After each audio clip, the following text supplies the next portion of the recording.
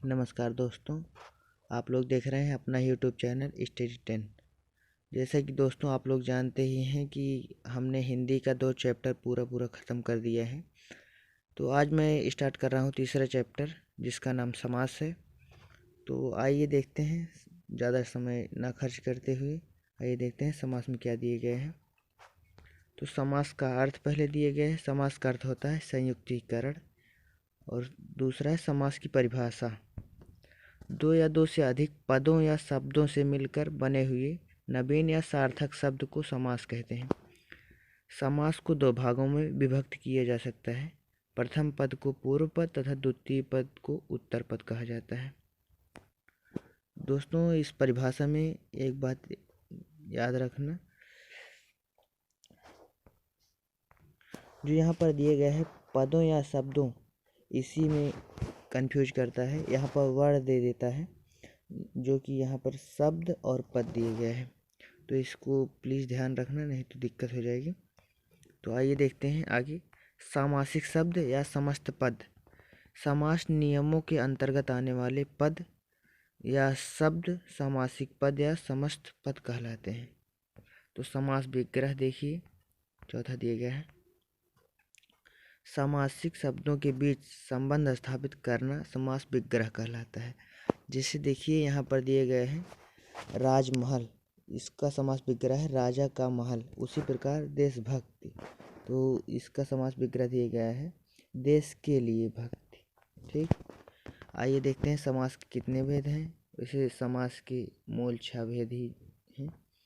जो पहला है तत्पुरुष समास, दूसरा कर्मधारय समास, तीसरा द्विगु समास, चौथा बहुब्रीहि समास, और 5वां द्वंद्व समास, और लास्ट और 6वां है अव्ययीभाव समास। तो देखते हैं, उपरोक्त आधार पर समास और इनके अंतः वर्गीकरण निम्नलिखित सारणी द्वारा स्पष्ट हो जाएंगे। तो देखते हैं समास के भेद। फर्स्ट है अव्ययीभाव समास, जिसके 2 प्रकार हैं, अव्यय पूर्व और नामपद पूर्व। और दूसरा है तत्पुरुष समास। तत्पुरुष समास के कई भेद दिए गए हैं, देखते हैं। कर्मधारय समास, द्विगु समास, लुप्त कारक चिन्ह, अलुक, उपपद, नंग और लुप्त पद। और आइए देखते हैं बहुब्रीहि समास। बहुब्रीहि समास में भी कई चीज़ें बताई गई हैं। समानाधिकरण, अव्यधिकरण, तुल्ययोग, व्यतिहार, द्वंद्व समास। और द्वंद्व समास के कई भेद दिए गए हैं। इतरेतर द्वंद्व, समाहार द्वंद्व, वैकल्पिक द्वंद्व, एक शेष वृत्ति। तो आइए देखते हैं आगे इसमें क्या बताया गया है। पदों की प्रधानता के आधार पर वर्गीकरण किए गए हैं। पदों की प्रधानता के आधार पर इनको 2 भागों में बांट सकते हैं। पहला है मुख्य खंड। मुख्य खंड का अर्थ है जिस खंड पर अर्थ का मुख्य प्रभाव पड़ता है, उसे मुख्य खंड कहते हैं। और गौड़ खंड, जिस खंड पर अर्थ का प्रभाव नहीं पड़ता है, उसे गौड़ खंड कहते हैं। तो संक्षेप में समास के पदों की महत्ता देखते हैं, उसके बाद आगे चलेंगे। तो देखते हैं अव्ययीभाव समास। पूर्व पद प्रधान होता है, और इसकी एक खासियत और है, इसमें अव्यय दिए रहता है। तत्पुरुष समास उत्तर पद प्रधान होता है। कर्मधारय समास, इसका भी उत्तर पद प्रधान होता है, लेकिन इसमें विशेषण दिया रहता है। द्विगु समास उत्तर पद प्रधान होता है। द्वंद्व समास दोनों पद प्रधान होते हैं। बहुब्रीहि समास दोनों पद प्रधान होते हैं। तो आइए देखते हैं। पहला है तत्पुरुष समास, इसके भी 2 पद दिए गए हैं। पूर्व पद मतलब विशेषण दिया रहेगा, अप्रधान और गौड़ होंगे, और उत्तर पद विशेष्य और प्रधान होंगे। ठीक, आइए आगे देखते हैं। उपरोक्त पदों की प्रधानता के आधार पर विभिन्न समासों को इस प्रकार विस्तारित किया गया है। फर्स्ट है तत्पुरुष समास। तो आइए देखते हैं तत्पुरुष समास में क्या दिए गए हैं। जिस समास में उत्तर पद प्रधान हो तथा दोनों पदों के मध्य आने वाले परसर्गों को का, की, के, को के लिए, से, में, पर, पे आदि का लोप हो, उसे तत्पुरुष समास कहते हैं। जिसे राजपुरुष दिया गया है। ये तत्पुरुष का उदाहरण है। इसमें का लग रहा है लेकिन तो राजपुरुष बना दिए हैं, जिसमें का लोप हो गया है। इसे राजा का कुमार है और यहाँ पर राजकुमार दिए गए हैं। धर्म ग्रंथ है, धर्म का ग्रंथ है, यहाँ पर का लोप कर दिए हैं। और रचनाकार है, रचना को करने वाला है, तो यहाँ पर को लुप्त कर दिए गए हैं। कर्महीन है, कर्म से हीन है, यहाँ पर से का लोप हो गया है। मंदाद है तो मंद से अंधा है, यहाँ पर से का लोप कर दिए गए हैं। और प्रयोगशाला है, प्रयोग के लिए शाला है, तो यहाँ पर के लिए का लोप कर दिए गए हैं, अर्थात यहाँ पर तत्पुरुष समास होगा। तत्पुरुष समास के 6 भेद हैं। आगे दी गई सारणी में इन भेदों को इनकी विशेषताओं, पदों व उपयोग के साथ स्पष्ट कर दिया जाएगा। तो आइए आगे देखते हैं।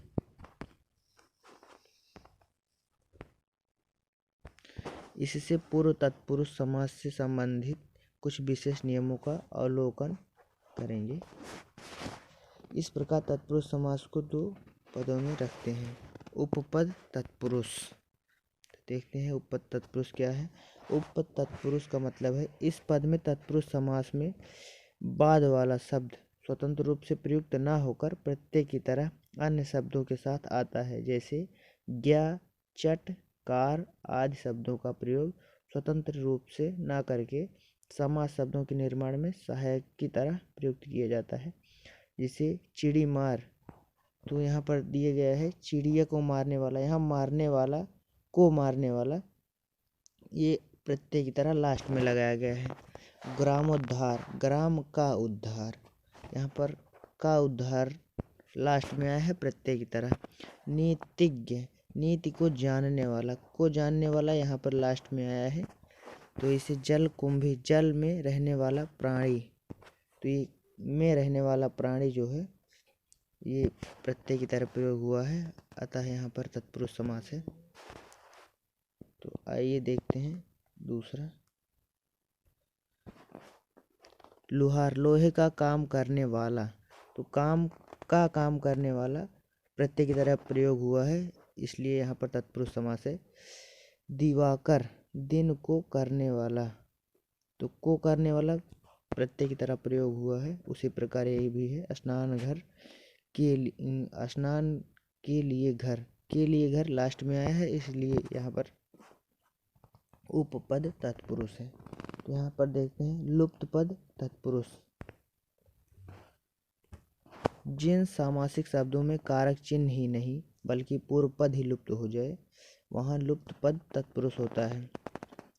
तो आइए देखते हैं इसका उदाहरण। मधुमक्खी, मधु एकत्र करने वाली मक्खी, तो यहाँ पर पूरा का पूरा कारक चिन्ह के साथ साथ पूर्व पद ही लुप्त कर दिए गए हैं। वनमानुष, वन में रहने वाला मनुष्य। और मालगाड़ी, माल को ढोने वाली गाड़ी। डाक गाड़ी, डाक ले जाने वाली गाड़ी। व्यर्थ, जिसका अर्थ ना हो। जलयान, जल पर चलने वाला यान। तो आइए देखते हैं दोस्तों आगे क्या दिया गया है। तत्पुरुष के कई भेद बताए गए हैं। यहाँ पर 2 तत्पुरुष अभी देख लिया और इसमें से पूछे जाता है, वो सब नहीं पूछे जाते हैं। यहाँ पर देखिए कर्म तत्पुरुष दिए गए कारक के आधार पर, तो जहाँ पर जिस कारक का लोप होगा वहाँ पर वही तत्पुरुष होगा। तो देखिए कर्म तत्पुरुष, तो कर्ता ने कर्म को, तो यहाँ पर को का लोप हो जाएगा, द्वितीय विभक्ति को का लोप है। ठीक, उदाहरण समस्त पद। गगन चुंबी ग्रंथकार, गगन को चूमने वाला, तो यहाँ पर को का लोप हो गया। और ग्रंथ को करने वाला, तो यहाँ पर भी को का लोप हो गया, अर्थात यहाँ पर कर्म तत्पुरुष हो गया। तो देखते हैं करण तत्पुरुष, तृतीय विभक्ति से के द्वारा का लोप हो गया है। तो देखते हैं इसका समस्त पद। शक्ति संपन्न तुलसी कृति, शक्ति से संपन्न, यहाँ पर से का लोप कर दिया गया है। तुलसी द्वारा कृति, तो यहाँ पर द्वारा का लोप कर दिया गया है। तो आइए देखते हैं संप्रदान तत्पुरुष। तो संप्रदान तत्पुरुष ये है संप्रदान कारक में जो आते हैं चिन्ह, कारक चिन्ह, उनका लोप कर दिया गया है। तो चतुर्थ विभक्ति को के लिए का लोप हो गया है यहाँ पर। तो आइए देखते हैं इसका समस्त पद। सत्याग्रह, सत्य के लिए आग्रह करने वाला, तो अर्थात यहाँ पर के लिए का लोप कर दिए गए हैं, इसलिए यहाँ पर संप्रदान तत्पुरुष है। और चौथा तत्पुरुष दिए गए अपादान तत्पुरुष। तो अपादान तत्पुरुष में देखते हैं पंचमी विभक्ति से अलग होने के अभाव का लोप कर दिए गए हैं। तो देखते हैं धनहीनता, धन से हीन, तो यहाँ पर से का लोप कर दिया गया है। और ऋण मुक्त, ऋण से मुक्त, यहाँ पर भी से का लोप कर दिए गए हैं, अर्थात यहाँ पर अपादान तत्पुरुष है। तो देखते हैं पांचवा संबंध तत्पुरुष। यहाँ पर का की के रा री रे का लोप कर दिए गए षष्ठी विभक्ति के तहत। और देखते हैं राजमहल, राजा का महल, तो यहाँ पर भी का लोप कर दिए गए हैं, अर्थात संबंध तत्पुरुष है। अधिकरण तत्पुरुष सप्तमी विभक्ति में जो कारक चिन्ह आते हैं उनका लोप कर दिए गए हैं। तो में पर ऊपर का लोप है इसमें। और देखते हैं शरणागत, शरण में आगत, अर्थात शरण में आने वाला। दान वीर, दान में वीर, तो यहाँ पर भी में का लोप कर दिए गए हैं, तो यहाँ पर अधिकरण तत्पुरुष है। तो आइए देखते हैं विशेष नंग समास।